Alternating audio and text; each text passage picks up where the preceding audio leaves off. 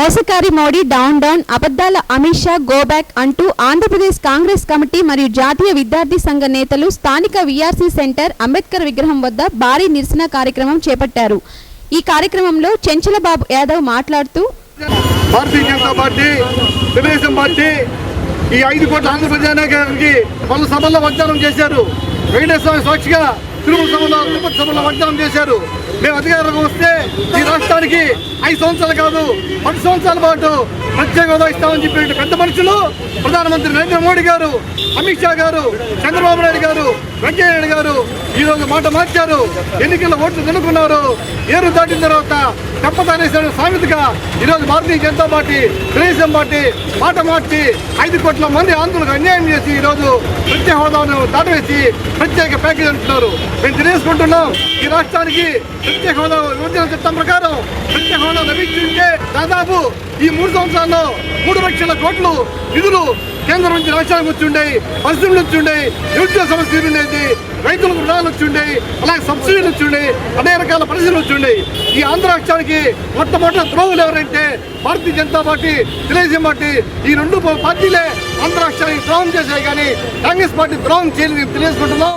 జాతీయ విద్యార్థి సంఘం నేతలు మాట్లాడుతూ అధ్యక్షులు డాక్టర్ ఎన్ రఘువీరారెడ్డి గారి పిలుపు మేరకు నెల్లూరు జిల్లా కాంగ్రెస్ పార్టీ అధ్యక్షులు పనబా కృష్ణయ్య గారి ఆదేశానుసారం ఈరోజు నెల్లూరు జిల్లా యూత్ కాంగ్రెస్, ఎన్ఎస్యుఐ, అదేవిధంగా మైనార్టీ సెల్, మహిళా కాంగ్రెస్ ఆధ్వర్యంలో ఈ అమిత్ షా 25వ తేదీ విజయవాడలో పర్యటించడాన్ని వ్యతిరేకిస్తూ ఈరోజు ఎన్ఎస్యుఐ యూత్ కాంగ్రెస్ ఆధ్వర్యంలో ధర్నా కార్యక్రమాన్ని నిర్వహించడం జరిగింది.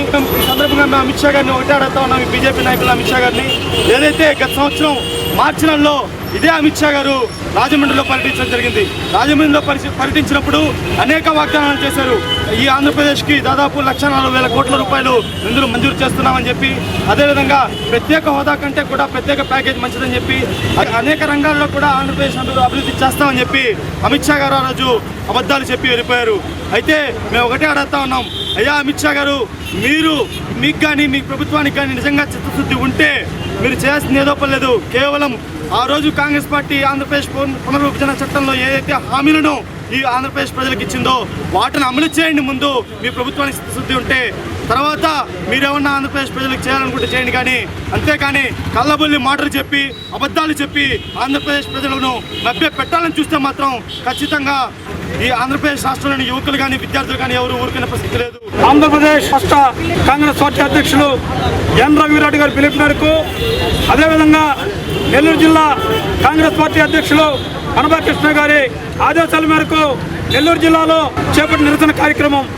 ఈరోజు ఒకటి అడుగుతూ ఉన్నాం మేము, అయ్యా 2014లో మీరు విభజన చట్టంలో ఉన్నటువంటిని మేము అమలు చేయలేము అని చెప్పి మీరు 10 ఏళ్ళు ప్రత్యేక హోదా ఇస్తామని చెప్పని మాట్లాడిన మీరు, మరి అదేవిధంగా చంద్రబాబు నాయుడు గారు 15 ఏళ్ళు కావాలని అడిగితే అలాగే అమలు చేస్తామని చెప్పిన మీరు ఈరోజు ఆంధ్రప్రదేశ్కి ఒక న్యాయం, యూపీకి ఒక న్యాయమా? ఇది ఎక్కడ న్యాయమో చెప్పాలా? ఈ అమిత్ షా గారు ఏ ముఖం పెట్టుకొని ఆంధ్ర రాష్ట్రంలో పర్యటిస్తారు? అబద్ధాలు అమిత్ గారు ఒకటే చెప్తా ఉన్నాం, ఈరోజు ఆంధ్ర రాష్ట్రంలో పర్యటించాలంటే ఆంధ్రప్రదేశ్ 5 కోట్ల మందికి ఇచ్చిన హామీలని వెంటనే నెరవేర్చండి. అదేవిధంగా నెల్లూరు జిల్లాలో ఉన్నటువంటి దుర్గాపట్నం కానివ్వండి, అదేవిధంగా కృష్ణాపట్నం కానివ్వండి, మరి అదేవిధంగా మార్క్ సిటీ కానివ్వండి, అన్నింటినీ కూడా అమలు చేసి మీరు ఆంధ్ర రాష్ట్రంలో పర్యటించాలా.